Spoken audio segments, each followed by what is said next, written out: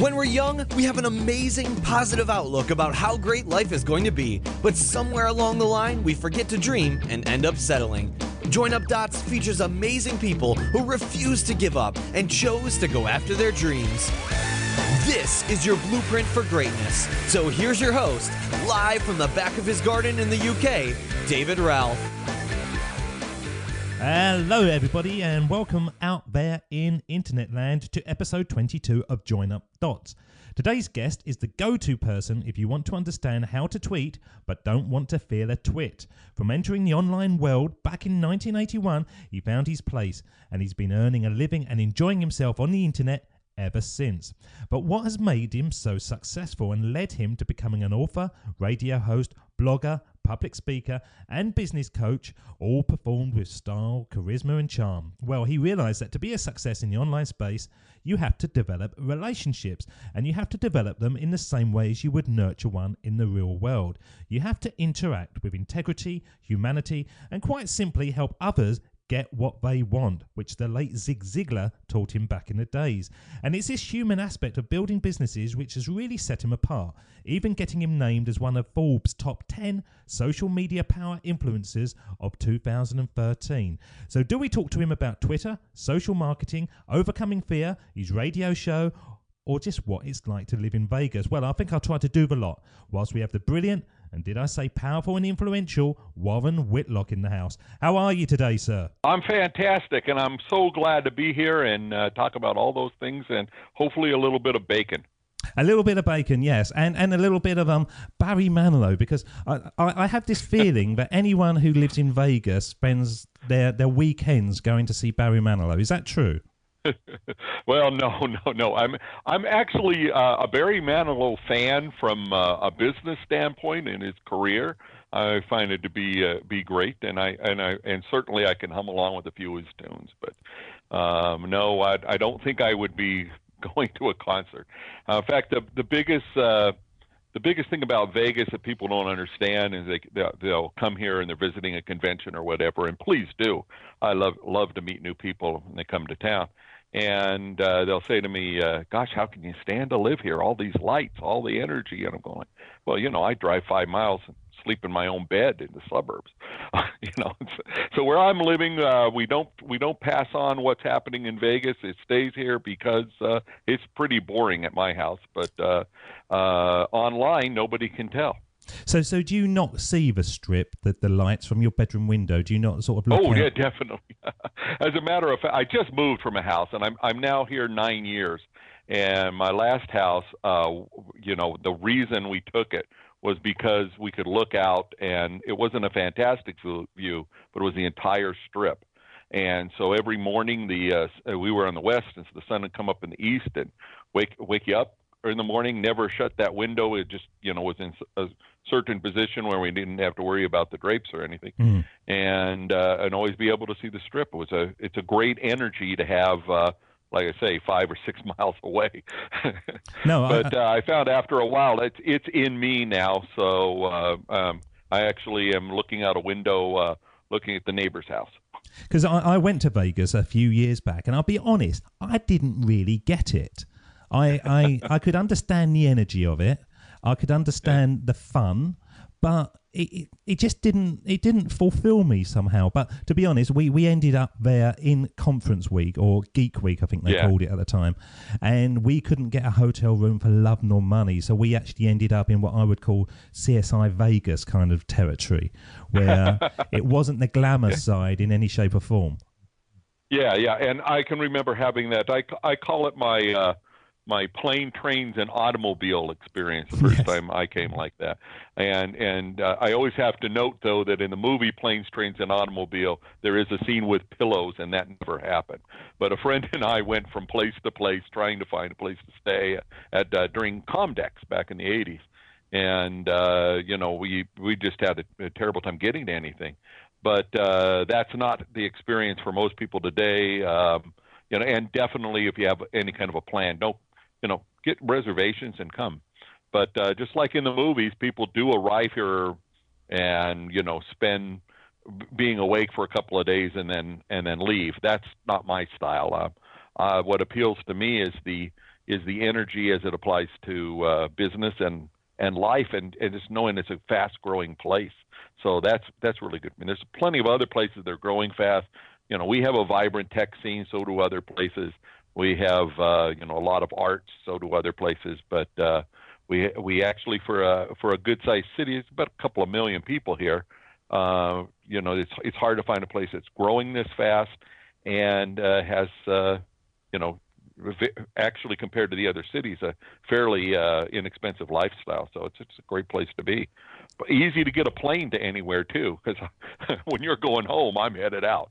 Yeah, absolutely. Yeah, no, I can see that. I can see that totally. So with all that sort of stuff going around you, I would have thought that your focus was, on the casinos and that, but it's not. So out of all those things that we listed that you do on a daily basis, the Twitter, the social marketing, and all those kind of stuff, what is the thing that you actually say is your game? If you met somebody in a pub or a club or wherever you are, and they say, "What do you do for a living?" How do you actually describe yourself?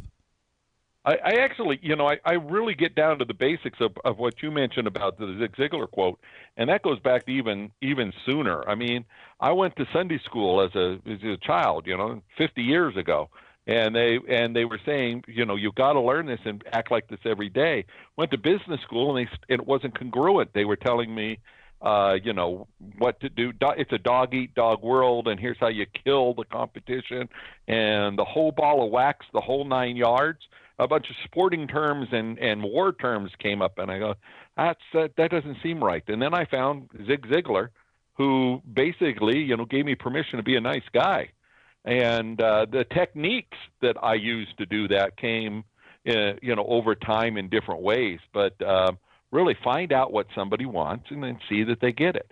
Life is as simple as that. There's always something to be desired, and you try to go for it. Yeah. And so I consider what I do is just the bliss of helping somebody see something new or get a new idea, and find out about something. Now, Zig Ziglar, I don't think he's overly well known in the United Kingdom. Certainly, the sort of name of Tony Robbins gets sort of bandied around a lot more. Right. But he had a very unusual way of talking. Was that a sort of stage persona, or did he talk like that all the time? That's I actually when I met him was in his final years, and he was there with somebody escorting him and whatnot, and sat in a chair next to me and was telling the same stories he tells on stage. As a matter of fact, I'm going like, what insight did he have that he thought that was the story I needed to hear? And then he got up on stage and repeated the same thing. Yeah. He wasn't at his best, but all of the stories were just fantastic. And I think that was part of the magic of it. He was authentic. He was a door-to-door pots and pan salesman, and came from a lot of years on the street selling stuff door to door. And that's great experience to have in your background. I've done some of that way back. And just standing at a trade show and getting people to come to the booth and getting them to be interested and getting rejected a whole lot. There's a lot to learn from doing that. And then what's happened today, I mean, Tony Robbins was, a kid back when Zig Ziglar was doing this. And what's happened is, say, in the 1980s, it got to be, the technology got to be such that we could duplicate things a lot more. So it wasn't just a book you could put out. It was, audios could be, a podcast is essentially a piece of audio. And today that can be distributed like nothing. Of course, back in the day we had to be physically in the same room to have a conversation. And thanks to Skype, I'm sitting here in Las Vegas and you're there, and it's, what's the difference is if I, hopped a flight and came over there. I think that might be more fun, but certainly a lot more expensive. And so the technology has allowed us to come together, and now the same principles we've always had are there. What's changed is we're not dwarfed by some people that got it really right, say 75 years ago, and got in line first and got all the rights and did the centralized stuff. A century ago, the way to get ahead was to, get control of something or, lock down some information. And so the great media empires, the great retail distributors, all of them had something where they were able to be centralized and push things out. and I look at that as being just one way. Today it's different. Today we have two-way communications. It's available to anybody that has any kind of communications, and asynchronous, where it used to be if I wrote you a letter and waited for you to write me back, it could be, a month could go by. And even before that, they couldn't even do that. You can only do business or have interactions with the people that are standing next to you. And so today it's instantaneous. It's like the whole globe is there. So the idea of having to go out and push and try to find people is different. Now it's who can you attract? And so we can have two-way communications, distribution. We have all sorts of ideas coming online, such as, if my house has extra energy, then why don't I send that back to the energy supplier? If I have a good idea, I can put it on the internet. If I want to make something, there's the makers movement and 3D printing, laser cutting, and molding, and the kind of things.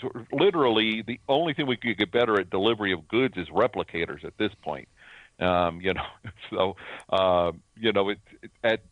it's sharing ideas and making connections with people that make a difference. So I know when I first heard of Join Up Dots, I was thinking, gosh, that's exactly what I talk about. The world is about making those connections and then strengthening them through what I think is just the content that they refer to now as the fad is content marketing, but it's really shared experience and shared stories. So simple as that. You make sure you connect and share stories with people, be authentic, and no more a lot of let's push out a lot of nonsense. It is true what you're saying, though, and I've had this conversation numerous times. The internet quite obviously has changed the world, but on a daily basis, you find out new things that people are doing on it. Just before I was having a conversation with another chap who is the head of development at a company called Gumroad. I don't know if you've heard of Gumroad. And, I've heard of the name, yeah. And he's a young chap called Ryan Delk, and he's 26 years old. And basically the principle of this company is that you can get, say, like Elton John or some major artist to write an album and put it straight into the hands of the fans, so they get the bulk of the profit using e-commerce tools and take out the middleman. So in effect, it's going to kill like record companies and stuff, but it will give the artistic folk the creativity and the chance to develop that creativity that they might not have got in the sort of normal way of, are you going to get a hit album? No, you haven't. Bang, you're out. Well, yeah, and what's happened so far in that is that Sir Elton is here in my town. People pay a lot of money per seat to see Elton John, and of course the house takes some of that money. But again, it's an attraction to get people into the casino, and it's really there for them to gamble. Yeah. So. I don't know what he gets paid out of every, ticket for £100, how much he gets to keep, but it's a lot. Yeah, well, he's not going to do it for nothing, is he? Right. The performers, this is an interesting, the performers are getting paid to perform. And so I like to roll things back and say, what happened before the internet and before all the stuff that the internet is supposedly revolutionizing? And if you go back to how, we would have done a business 200 years ago, and I say business. I'm a business talker, business philosopher is where I go when I'm talking about things. But any transaction between you and anybody outside your family is certainly business, the way I look at it, and probably a lot of them inside your own home as you negotiate with children or whatnot. And so that's what I mean when I'm talking about business, the transactions of life. And, in the old days, it was if you wanted a singer, someone would sing, and there was maybe a theater, and people would go and see the performance, and that was the end of it. Tomorrow, it was a new performance. Yeah. We got recording, we got distribution, we had record companies, and that all was built on that model of how we can push things out. In the beginning of film, someone would make a film and then display it, and people could see it. And then even in inventing it, they weren't thinking, theatrical distribution seen around the world. They were thinking this was a way to archive something. And as they got in that distribution model of Hollywood became the place to make films, and they would put it out all over the world. And in fact, if you read the history, there's quite a bit that happened before Hollywood. And those people and that kind of thinking are trying to do the same thing with the internet, but technology has reached a point, and I think we have internet to point to, but it's more than just the connections. It's the revolution in how we think about doing business, that we no longer think about the seller has control over anything. It's the buyers do. Buyers have the upper hand in almost every transaction now, and that's good. And I think equal is what we're really looking for. So with that in mind, why have the people, the middlemen anymore? We don't need that. Get rid of them. Get rid of them. So this speed that the internet can provide, obviously you're integral to that, being named as one of the top 10 social media power influencers of 2013. Mm-hmm. Does that excite you that you can tweet and bang, instantly you've got people responding to those words? Or is it something now that because we're getting so used to it and there's so many different platforms, it's more a case of just creating more noise? Well, no, we're getting it's, if you look at social media as a media and the way that we were taught, anyone over, what is 2014, so anyone over 14 was in the last century, where we still, there was some internet around, but still everything was looking at how can I mass produce and push this out? How big what kind of ratings can I get on my national network? And, we're obsessed with that here in the States, and just in awe that, the Brits have figured out a way to do it with the BBC, make better quality program and not interrupt it with commercials. But, to me, that's a superior model. And I went back in our history and said, gosh, before I was born, so now we're talking old, that Procter and Gamble wanted to sell soap, and they wanted quality programming to go with it. They wanted, a good family drama to put on, and those became soap operas because they were paid for by the soap company. And our FCC, Federal Communications Commission, came out with rules about what you could do, and then there were also some of them were regulations, and some of them just became the norm. That you would somebody would own the program, somebody else owned the distribution rights, and there were certain rules that you couldn't cross. And today we're back to not having any need for any of that big infrastructure to get things distributed. Now it can be you create a podcast, you put it up, nobody gets to tell you whether or not you can do it. You can take ads, you can not take ads, or whatever. And I think the model is going to go back to a lot more like soap operas, where people are going to be sponsored things. We're still going to have plenty of marketed content. We're still going to have, somebody with an ulterior motive for putting it up there, product placement or whatever, and that's fine because that's commerce.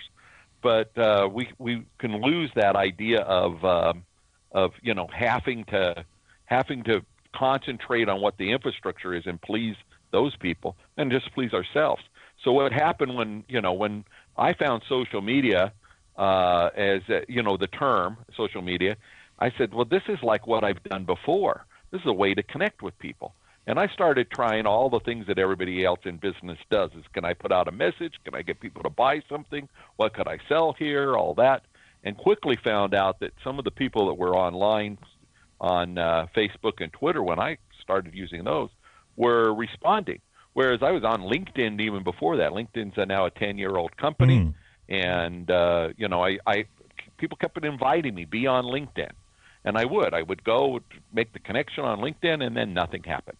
It's just like that person had a resume, I had a resume. Yeah. And unless you're, looking for an employer or looking to hire people, there's really no reason.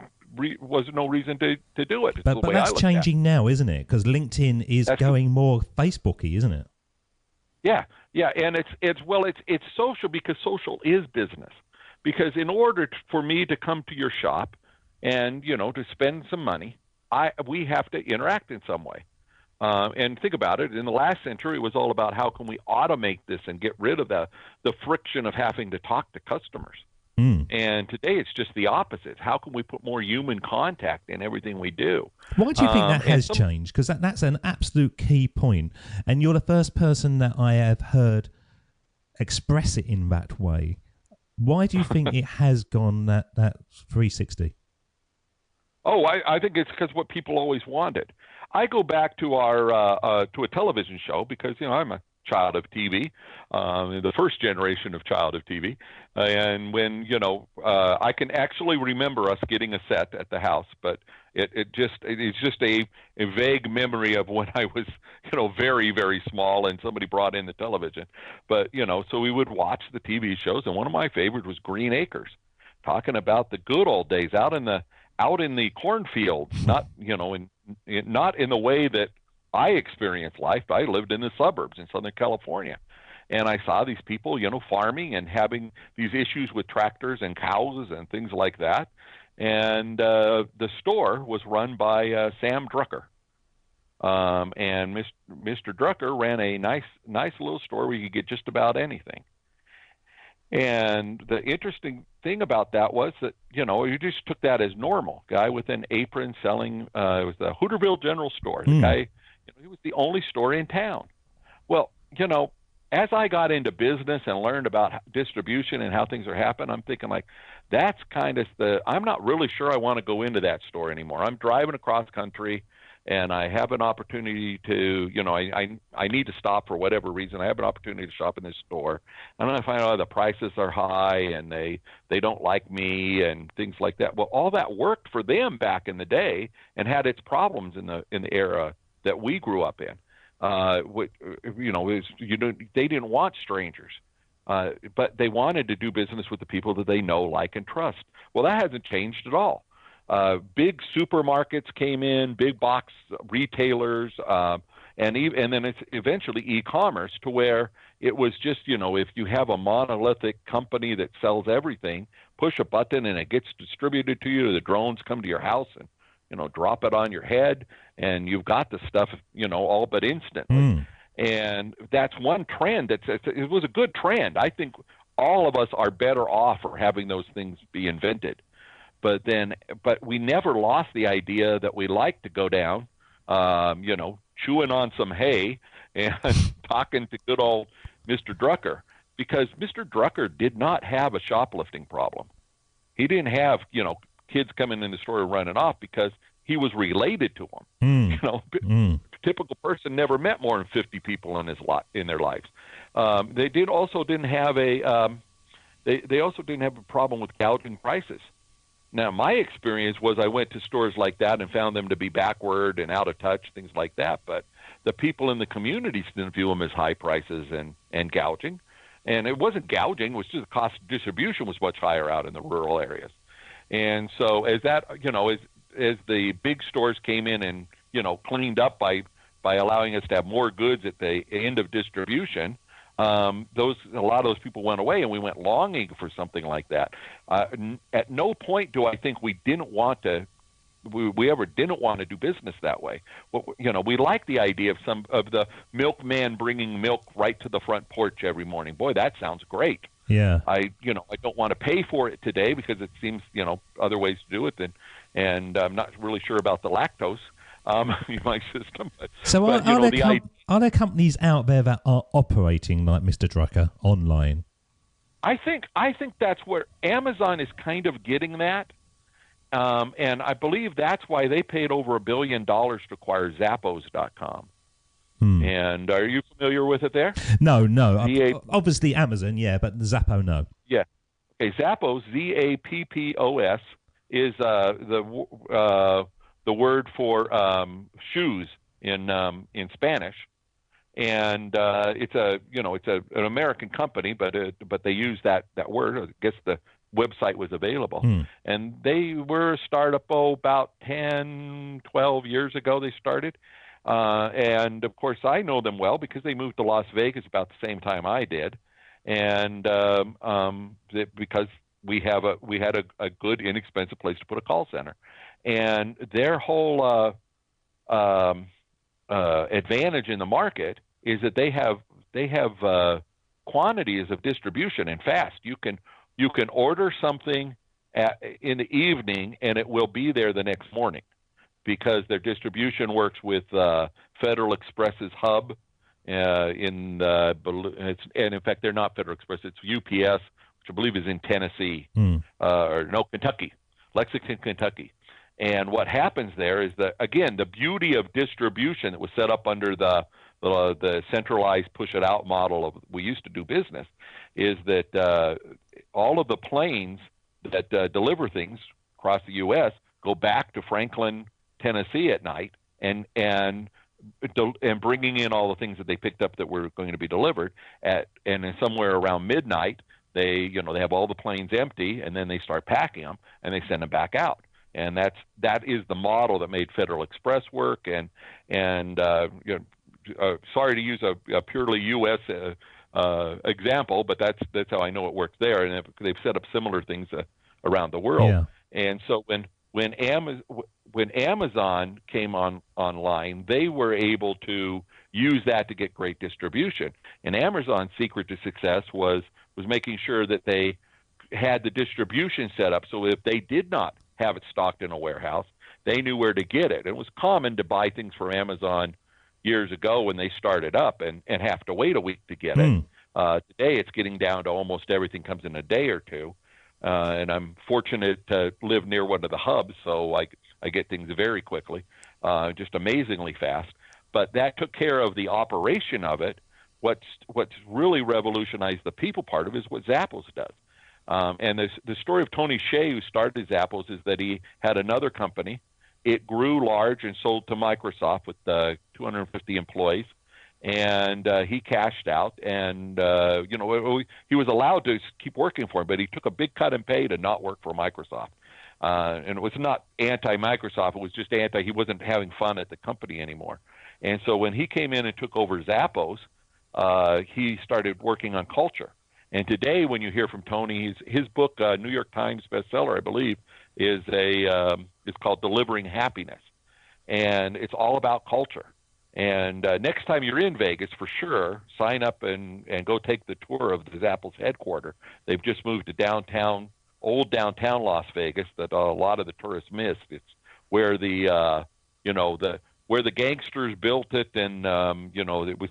Oh, okay. And yeah. It was out of the desert in that place. So there's the Fremont Street Experience down there now, where they've covered over a whole block and put a great light show on at night. And right in that area is where Tony has bought out the old city hall and moved Zappos. And he a lot of what he talks about is making sure the proper collisions are going on. That when you go to eat, he was even talking about taking down a bridge between his building and the parking garage across the street. So he wanted more people to be on the street bumping into each other. Last I was down there, the bridge is still there, but everything you could do to make people, they all go through a common entrance so that everybody has a chance to bump into everybody, rather than having departments that don't talk to each other. And the culture when you tour Zappos is that these people are just having the time of their life at work. They're enjoying it. They talk about having a picnic together, but it's on Saturday instead of one of the work days. They're not going home. And a lot of young single people, just really, that's their whole life. Yeah, absolutely. And then, when you're at work, it is your life, isn't it? Yeah, we've tried that before. In the old time, we used to put up like a company town, like a mining operation or something. We have another one of those near here. The Great Boulder Dam was built. There's a city of Boulder that was built just to support building this huge, humongous dam. It took, I think, like over a decade. And it's an interesting place because it's like, it would take maybe a 20-minute drive to get there, and it's like going to a different place. It's another small town And it's different. They actually do not allow gambling in the town, so quite a bit different than Las Vegas. And they built it up so that people would have a place to stay, and then they brought families and things like that. Well, the dam was finished 60, 70 years ago, and there's still a town there. A lot of towns were started that way. The difference today is that instead of, saying you're going to get paid in company script and have to shop at the company store, today it's like, what can we do to encourage you to like this and have fun? And it's all about the culture. Did you think culture is something that has always been there, or is it something that kind of got lost somewhere in the 70s and 80s? Because I worked through the City of London for years and years and years, and certainly when I first went up there wasn't a theme to do with culture at all. It was basically you went up there and you made as much money as you possibly could, and it didn't really matter how you made the money. And I remember running sales teams when, to be honest, I look back on it now and I'm not ashamed, but God, we wouldn't be able to operate in the same way. It was just, you basically could lie to customers, you could do anything you wanted as long as you got a sale at the end of it. I know what you're talking about. I'd say I'm embarrassed more than ashamed. That I would do things in that way. That it was all about let's go get this goal. And I think we're always that way. I think we're wired that way. And culture is something that you have, whether or not it's a good culture or a bad culture. So the emphasis on building a culture, I think, is new. I don't recall anything pointing to that existing in the past. Somebody who tried to create a good culture. It used to be we're going to build something and the people are going to come. That we're going to wow people with the technology or with the money, the capitalization. And I think the Industrial Revolution was all about getting the machines in place so that large numbers of people could go to work doing the same thing and produce things. And efficiency experts and all of that. I think it was a phase the society had to go through. But civilization's now advanced to the point where we're going to take a look and say, like, wait a minute, is that all there is? And then, of course, the height of that going wrong is from the 80s on, where the idea that making a profit was the only thing that a company could do. Well, the first problem with that is define what profit is. I wrote a book called Profitable Social Media, and there's very little where we say, do this and make more sales tomorrow. You can do things that will increase sales, and today everything operates very fast. But if your goal is just to increase sales, then what happens is you start having a problem with costs go up. And if your goal is to build an asset value, then you just stop worrying about sales. I see this in the startups all the time where they just have absolutely no idea how they're ever going to make money. Well, take 5 minutes and get an idea where you want to go. And they do. They just don't like to talk about it.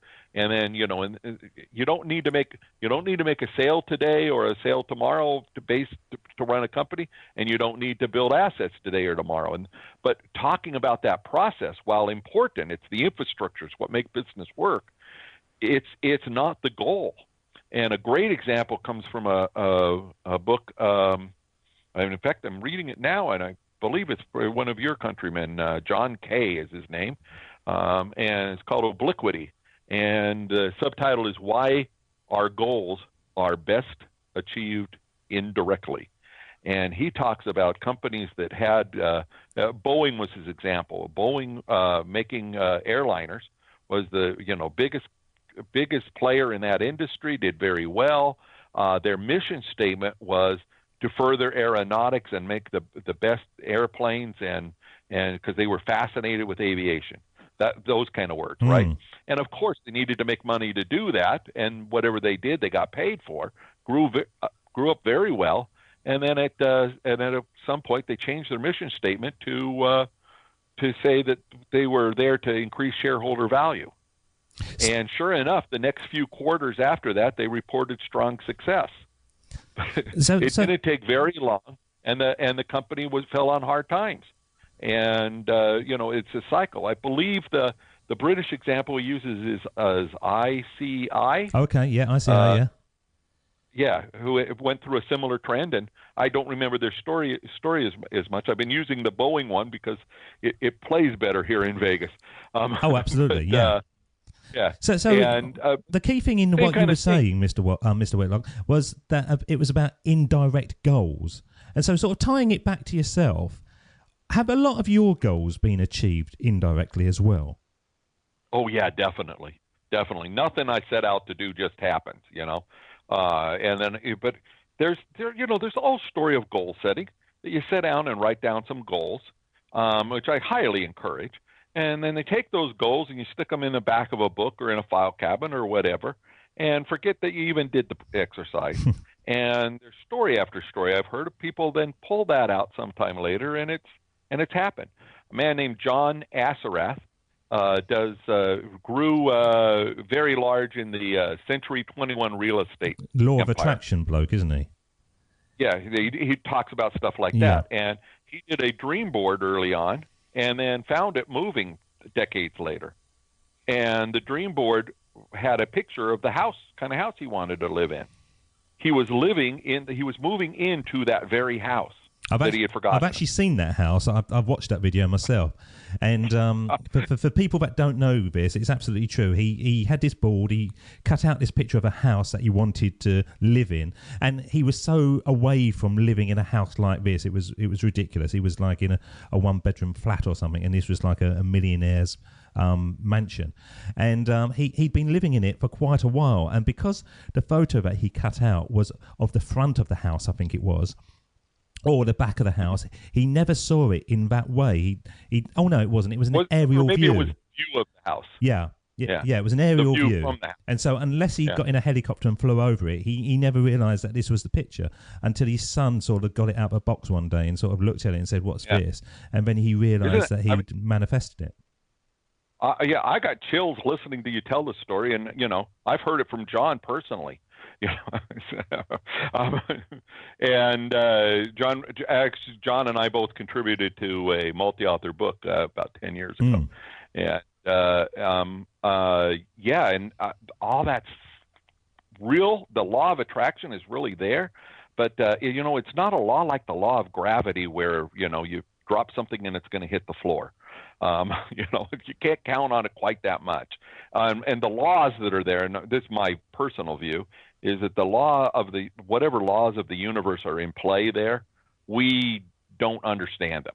And a lot of the stuff you get reading about law of attraction and that sort of thing, will wind up having you chanting for success every day. Yeah. And or something like that. And by the way, I think chanting for success or meditation probably would be a little bit more like it.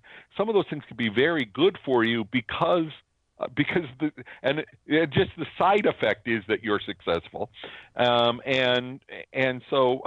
I think we're getting a lot closer as we talk about obliquity. Obliquity is the best example he gave was you're taking your dog for a walk, and the dog runs ahead and comes back and runs ahead over to the side and checks out something, sniffs everything. And, it turns out at the end of a mile walk, he's walked 4 miles. Who's had the richer experience? Likely the dog.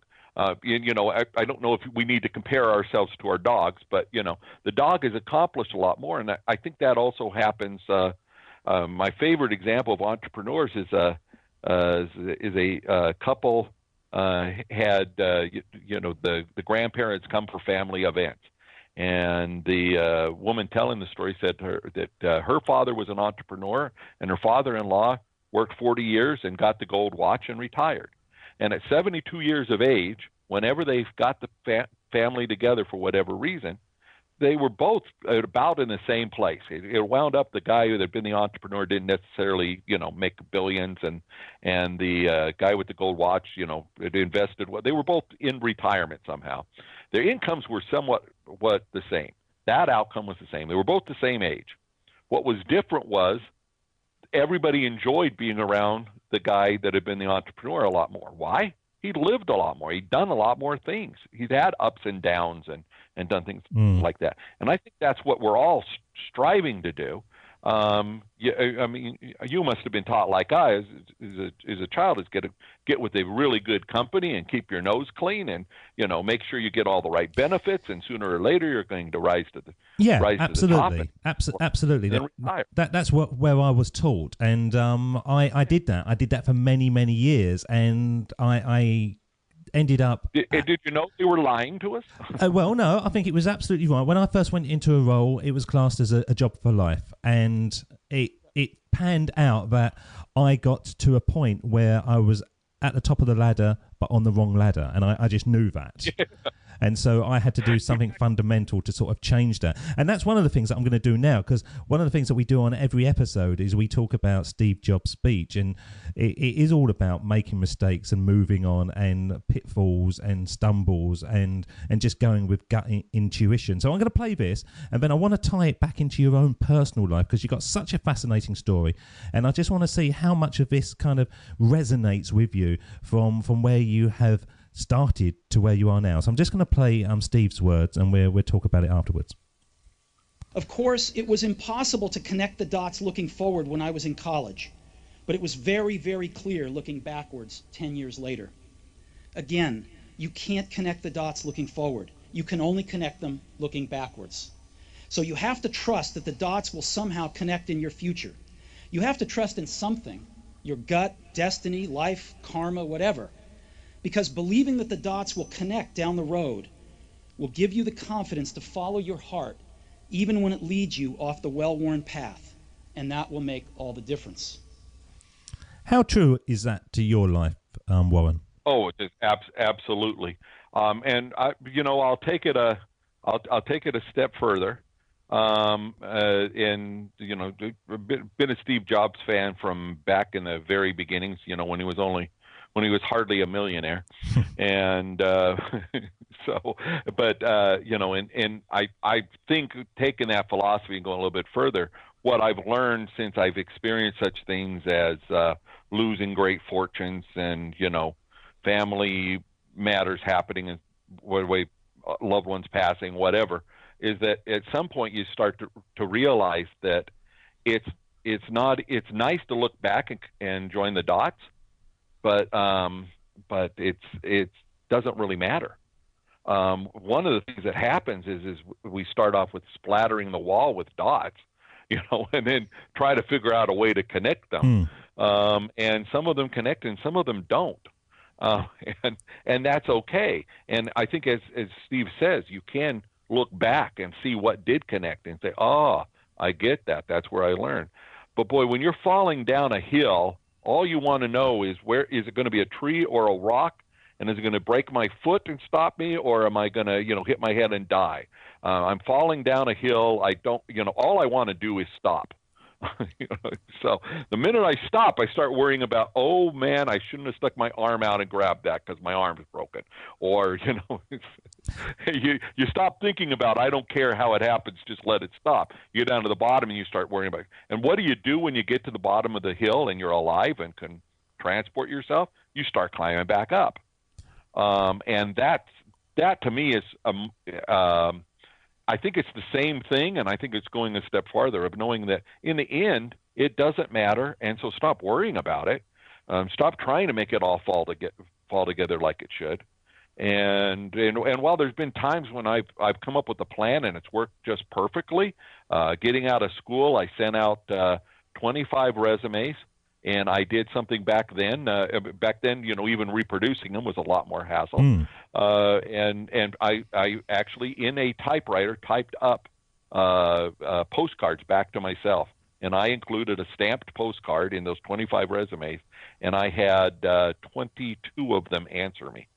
I wasn't a better candidate than anybody else. And most of them were, sorry, we liked your approach, but we don't want to do it. But I had a job offer by the time that was all over, and that's all I had to do to look for a job. I know the world's completely different today. Now it's 1,000 resumes, isn't it? Well, it might be, and part of that is that it become very simple to mass produce 1,000 resumes. But let's take that one, and I hope this is something to be appropriate and enjoyed by your audience. But if you are looking for a job, then what you need to do is focus in on the one job that you want and then set a goal for that. Don't set a goal for, I've got to get a job this week or this month. Set a goal of saying, I want a job with this company and I'm going to do whatever it takes to get it. And that sort of planning works. But in the meantime, you don't wake up every day and say, what am I going to do today to get the job with company X? You make up a list of what you can do, you go and do it, and then you get on with your life, and it will work. And I would advise that maybe you make that list longer than one firm. Yeah. You give it some other things. It's the same thing in my experience. I've only seriously dated one person in my life. So please don't come to me for relationship advice. But when I decided that it was, when I wanted to get married, I went and made up a plan of how I need to go. I was going to get married right as school ended. I ended up jumping 6 months early because of you were young, weren't you? Yeah, I was young one time. I ended up falling in love and getting early. The plan worked so well that and I didn't see it coming. How old were you when you got married, Warren? 23. Oh, that's still quite young, I would have imagined. So it's been going on 35 years now. So you chose the right lady. I sure did. Well, congratulations. Yeah, it is 35 years. That's right. The last anniversary was 35. I have a 34-year-old son.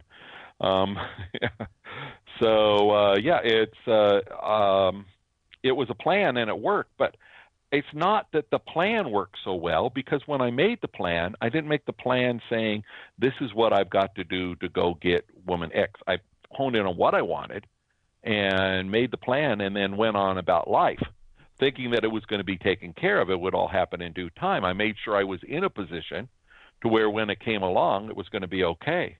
Now, thinking back on it 35 years later, I go like, wow, I maybe could have played the field. I maybe could have met other people, whatever, I don't know. That would have been a different life experience, and I don't regret that because it is what it is. It's what's brought me to this point right now. And so I think that's important. Anything you want to achieve, there is a way to go and do it. It may not be the best way. And it's not like I need to get into the top tier school, and if I can't attend there, then I've got my backup school. It's kind of like, well, these would be good experiences. You're gonna have a rich experience going to the number 10 school on your list, but then you need to let go of the idea that it's the number 10 on your list. And I think that's what the obliquity thing is talking about, is that if you set a goal just to go head on and do that and put all your focus into it, you might be focusing on the wrong thing. Like you say, you might be on the wrong ladder. Yeah. Because I'm doing this now, and I can honestly say I've probably made more progress in my life, both entrepreneurial and personally, in the last 6 months than I had in the last 20 years. When I was going into corporate world and just earning a salary and coming home every day, I can honestly say years disappeared and I can't really remember what I was doing with it. But since I left, and every day is about flexing that hustle muscle and trying to get things going and managing to get in contact with great people like yourself. 6 months ago, I wouldn't believe I was having this conversation, because I would be going, why the hell would Warren Whitlock want to speak to me? How is that ever going to happen? It's never going to happen, But once you start doing stuff and moving things around and contacting people and just doing stuff, amazing things do happen, don't they? Absolutely. And in our book, Profitable Social Media, I try to define this and call it a master plan. And again, you don't know what's going to happen. But my attempt there was calling it serendipity selling. And we said that if you're trying to sell things, like, for instance, people will tell me, I can't get we wrote that book for the people back in 2010, published in 2011. But when we set out for the idea of how to write it, we said we want a book to be for the people who thought they were too busy to do social media. Well, first of all, you don't do social media. We've had a similar conversation about that type of thing today. Yeah. Some of these things are not something you just get done. It's how you're going to change your life and your function and what you're doing. And I noticed that when I was working in the Twitter book that people would look at that and say, first of all, say, well, what the heck is this? Why would anybody want to find out what somebody else had for breakfast? And then the next stage is, oh, I get it. This is going out to a lot of people. Let's see how we can monetize it. Let's see how we can make some money. Talk about traffic and eyeballs and all those business terms that I never really cared for. By the way, I've become expert at all those things. I can tell you how to calculate ROI better than most people, and I could teach it. In fact, I quite often title something "How to Get More ROI," and then tell them the same things I'm telling you. But the numbers work, and they're important, and knowing your math and accounting and whatnot, all good. But then we reach a third stage. I call these the 3 stages of Twitter acceptance. The third stage is, how did I live without this? And that's where you want to get. You want to, we don't need to talk about whether or not we should all give up our mobile phones once a week, or whether or not we're wasting time by being on Facebook. I just saw one this morning that said, are people becoming narcissistic from taking selfies? Get over yourself, psychologists. We're people. We're doing what we do. Yeah. Most of us have some narcissism to start out with. Yes, it can support that. It can also support playing a lot of games and wasting a lot of time. But, my life wouldn't function the way that it does if I didn't have access to the internet at all times. We wouldn't be talking without the internet right now. Because I don't understand social media. I'll be honest. I'm still in the I've got to do it, where you're saying that I should be embracing it. Right. So getting back to the serendipity thing is, it's not something you want to do. It's not, and great stories I could share with you about people who had a podcast and they simply started tweeting for every episode and letting their audience interact with them a little bit. And, they, for whatever reason, they didn't know, they were more successful. But the real success is when you turn what you're doing into a two-way street. You're producing a podcast. This interview will go out to people. Hopefully somebody's listening there and something's going to one of your listeners is going to resonate with them, and they're going to say, gosh, that's something I know about, I'd like to know more about. Let me study some more about that. Today, when I'm reading a book, let me tell you a personal example of what I do. Most of the books I read today come from knowing the author or knowing something about the author before I read it.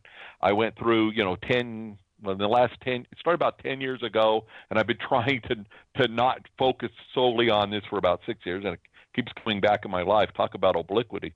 But books. And at one time, I had thousands of books and hundreds of books I hadn't read that people had sent me, or your writers were working on something of my own. There's just way too much that I would never be able to focus on. And I started looking at, what do I spend my time reading? I like reading the latest in business trends, and not how to use the internet, but psychology and how the brain works and things like that. And I found sources where I could find great authors with great ideas, like the TED Talk.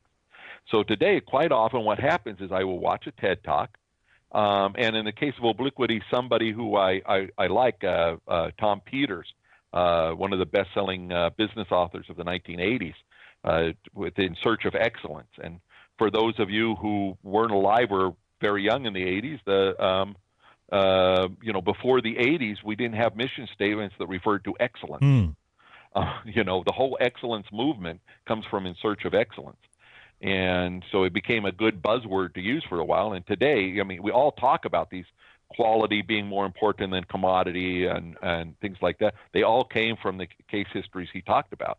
Most of the companies in the book, not most, but at least half of the companies don't exist anymore. And that's, and so what he found is excellent companies didn't stay that way. They would, for instance, change their mission statement to be going after increasing shareholder value and get into trouble. But the principle of excellence was great.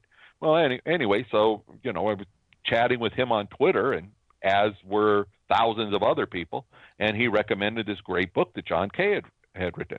I picked it up last week, started reading it, and go, wow, this is going to be one of the most important books I've read in this decade. And I'm, thoroughly enjoying and studying it and talking about it with people and seeing how it fits into my own opinions of things. And so, yesterday I went out and I found out where he had done a TED Talk. And I would be really clever of me to remember where the TED Talk was, but it was some place on the islands near you, and recorded and put on the Oh, internet. they do I them was over able to here, find do they? that. TED Talks. I didn't realise they did them. Yeah. Oh, yeah. It's TEDx. Oh, okay. TED is a wonderful. Or let's go off on that direction for a while. TED is so wonderful. It was started with somebody that wanted to put together just the best, smartest people, and then they did this conference and it worked very well. And then they didn't do it for another 9 years, and then they decided to start it up again. And Chris Anderson, who runs it now, bought it and expanded it from there. And at one time, I'd heard of the TED, and you go like, my goal in life is to someday be able to, afford a $5,000 ticket to go sit with a bunch of smart people, but you had to be screened and approved to get into the theater. Yeah. It was like, wow, well, this is something when I've got a lot of spare time, and and it has not become something that I've got to be there. Well, sure enough, a lot of other people felt like me, and so they started getting some of the best talks and putting them on YouTube.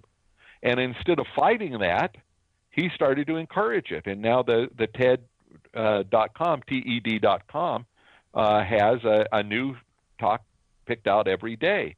And so that was going so well, the TEDx started happening. And the X means it's a TED style without having without having to be approved and being part of the local organizer gets to pick. And there's probably one a week happening someplace in the world. Now, because of the TEDx, a few of them are not quite the great talks that you see when you go to TED.com, but a few are. The best talk I saw last week was one that came from a TEDx. They don't limit picking the ones that are at the big site based on that. They go for ideas. And some of the ideas are crazy, and some of the ideas are look like nothing you ever saw before, and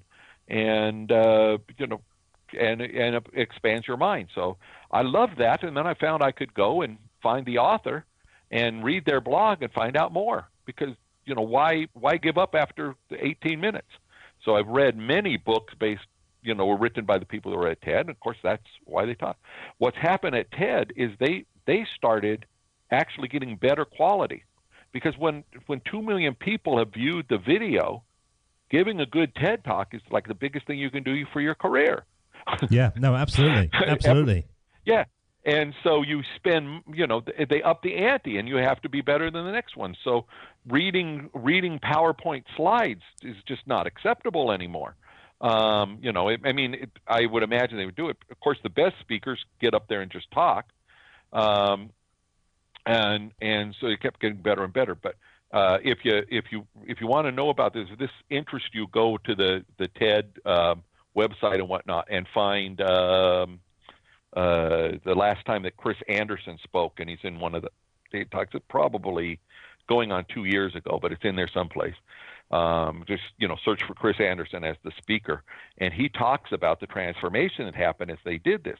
And this is back to what my theme is it's two-way, because there's blogs, there's discussion groups, there's all sorts of feedback they get. They know which videos are the most popular, besides just what pleases the 1,000 people that get in now.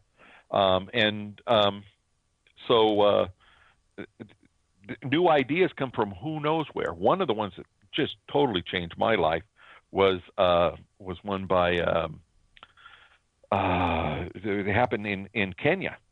And I'm trying to think, is it Nairobi, the capital of Kenya? Yeah, I think it is. Yes. Yeah, it has about 1 million residents in the city, and then there's a more or less what to me appears to be a garbage dump. It's a wall of garbage on the north side of the city or whatever, and there's another 1 million people living on the other side in a shanty town. And in that town, they have wiring and plumbing, and manage to get water to everybody, and and multi-stories. And when I think of a slum as being somebody in a used shipping container, this is people that are actually building for this. And in that, and I got this from Chris Anderson's TED Talk, was the the TEDx that they did there. And he said they saw the application and they thought, really, in this place? Well, why not? And their goal was to feature people from Africa that had good ideas to share. And they went outside of where they were, and I don't know of great scholars living in that squalor, but it's possible. They have good minds and they want to do things, and their living circumstances aren't that great. So a little bit more study, I found that in that area, the people that were living there had migrated there. They weren't stuck in the slums for generations. They had migrated there. Why? Same reason everything else in the Industrial Revolution was that people went to the cities because the cities were, thriving as the countryside was dying. And there's talk of whether that's the global warming and how well farms are doing, but that's not my topic. And from that, I just saw that all these people are trying to do better. And it goes back to something I've held for, at least 10 years, is that, I'm now thinking it has to be 20 years. Because when my daughters were just coming of age as teenagers, I heard a story of a 13-year-old who spent 8 hours a day getting water for her family. And I got thinking, wow, there's no reason where I could say that she wasn't nearly as smart as my girls. Of course, I couldn't possibly say she was as smart because I have an ego and I love my children. But certainly, her mind was not necessarily at the level of somebody you would think all they could do was carry water. And I've made the mistake of saying that her life was wasted. That is not true. Life's not wasted. She's giving service to her family. That's fine. What I've come to find out since is that is very prevalent, that a girl gets to a certain age and they take her out of school. The biology is a problem of girls in school, and they don't have the right kind of sanitation, and the patriarchal society takes over, and then they're looking at that being a turning point. I didn't know all that back then. All I knew was, gosh, this girl, if this was my daughter out having to carry water every day, I want to do something about it. So flash forward to watching the Kenya TED Talk. I go like, what else can I do? And I found a project, and I've been working on it. I'm co-founder of a foundation called Billions Rising. And what we do is we seek out people finding ways to become self-reliant and against all odds, just better them, not just themselves, the people around them. And I think, summing up what I've learned from that is that just like everything else about growth is you have to take care of yourself. You have to, put on your own oxygen mask before you help other people. But you get to a certain point, and Abraham Maslow at the hierarchy of needs taught us that, once we get food, shelter, clothing, and you can support ourselves, immediately we want to go for other things. We're not motivated by those things anymore. We live in societies that have gone after those base emotions, that what we really need is a bigger car, a faster car, a bigger house, and more things to keep up with the neighbors, when in fact what we really want, and what Maslow taught us many years ago, was that that once you are taking care of yourself, you care about societal things. You do care about keeping up with the Joneses, but that quickly becomes, what can we do? What can I do to show that I'm a better person? And that gets into the higher things of, am I going to be, a more devout church attender, or am I going to, be seen with the right kind of people, and, things like that, status that way. And then ultimately it leads to self-actualization, where all you want to do is do good for people.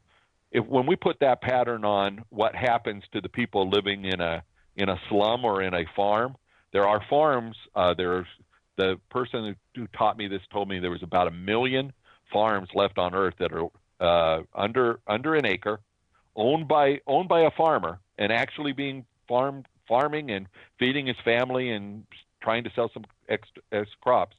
There are 1 million of them where they have periods of starvation themselves, because by the time they can sell the crops and do the meager things they have to do, they're having a problem. The reason being that they don't have farming technology we took for granted. Put all that together, and we found that the most powerful message we could share was that all of those people are working hard. they don't have a motivation problem. They don't need to read Zig Ziglar and Tony Robbins. So, it's not the law of attraction. If you're getting, if the soldiers come and burn down the town and rape the women, that is not, that's not a problem where you can will yourself out of it. So there's some things that need to be fixed in the world, but it turns out that when these people are allowed to sell things and make money, the same capitalism that's done so well for Western society, they're thriving. And you get to things like microloans where somebody is lent, $10, $100, and they are able to transfer in their lives of them and their family, future generations, and employ people based on what to us would be, skipping a dinner. And in most cases, those banks get the loans, have a high repayment rate, and they're thriving. And what's changed is that the look at modern fighting poverty is about helping a person help themselves more than just doing a handout. In fact, one of the worst things we do is send lots of grain and money to Africa at the time that they need it, and we want to feed them. It's not. I can't say it's also one of the best things we do. But one of the worst things that happens because of that is that farm prices go through the floor when that happens, and they can't farm and sell their goods because we've just flooded the market with our goods. Even though we're not making any money. In fact, we're losing a fortune shipping grain over there. Because it's not just the cost of grain; it's also the cost of the administration and handling it, making sure it's not taken by the government or something else. It's difficult. You send money, the government will use it for who knows what. But what happens when you can support a farmer, learn how to plant in rows instead of tossing the seed out like you're feeding chickens. When you teach them how to do that, plant in rows and use fertilizer and get an ox to plow, very simple farming, that way before Green Acres time. Back to Mr. Drucker. Yes. Yeah, back to Mr. Drucker. Warren, you're an absolute powerhouse. The motivation and the communication and the conversation, it just flows out of you. I'm very aware that we're sort of getting into probably our longest ever episode, and so what I wanted to do is just bring it back to actually giving you your own TED Talks. And this is the bit in the show that we call a sermon on the mic, and this is when I get you to go back in time and just to give some words of wisdom to your younger self. And so I'm going to play the music, and as I say, this is your own TED Talks live on Join Up Dots. When the music plays, it's over to you. And what would you say to your younger self? This is a sermon on the mic.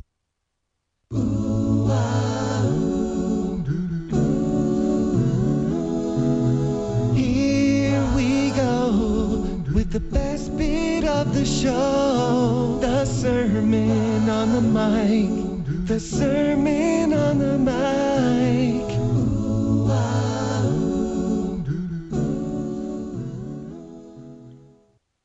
Well, younger self, get over yourself. You're not going to be everything that you think is going to happen, and world's not always going to go your way.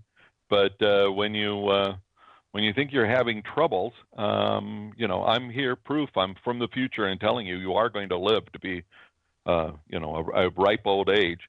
We got the 50s at least, and just go ahead and do what your gut tells you you're going to do. All that idea about whether or not you have time to give more charity or help more people, that that's right, and start doing it now. Don't wait to get rich before you give back in any way. Go out and do whatever it is you think is best to do, and by all means, have fun. That's the perfect ending, because I think really you are somebody that has fun on a daily basis, and you can just hear it. To ask one question and you could go on forever, couldn't you? It's because the passion in you is just contagious, and I know you're never going to lose that, but I would hate to think that you ever lost that and you ever became sort of blasé by it or slightly jaded, because I think it's the thing that really makes Warren Whitlock, who you are. Well, Winston Churchill said that if you would like him to speak for all week, that just give him the microphone or the podium. And if you need 10 minutes, he's going to need a week to prepare. No, I can see that. It's been an absolute delight having you on the show, Warren. Thank you so much for making the time and spending some time with us today. And as I say to all the guests, if you ever want to come back and you want to share about Billions Rising and all the other things that you've got on your plate at the moment, then feel free to contact us and then come back on, because the beauty with Join Up Dots is that our histories are continuing into the future.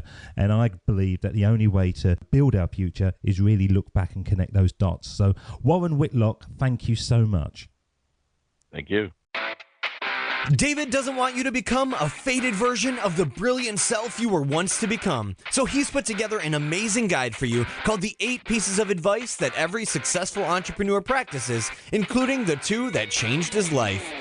Head over to joinupdots.com to download this amazing guide for free, and we'll see you tomorrow on Join Up Dots.